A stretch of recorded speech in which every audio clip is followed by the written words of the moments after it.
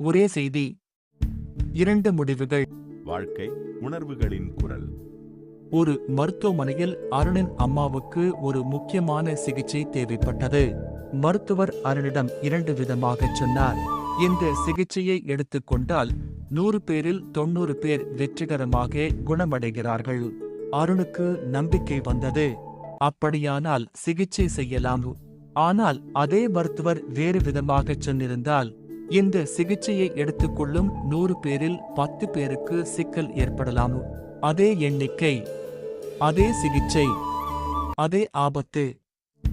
ஆனால் இந்த முறை அருண் பயந்து விட்டான். வேறு வழி இருக்கிறதா டாக்டர்? அப்போது மருத்துவர் சிரித்தபடி கேட்டார்.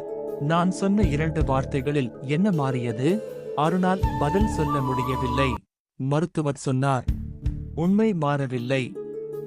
அதை சொல்லிய விதம்தான் மாறியது. அன்றுதான் அருணுக்கு ஒரு முக்கியமான உண்மை புரிந்தது. நாம் பல நேரங்களில் தகவலை வைத்து முடிவு செய்வதில்லை.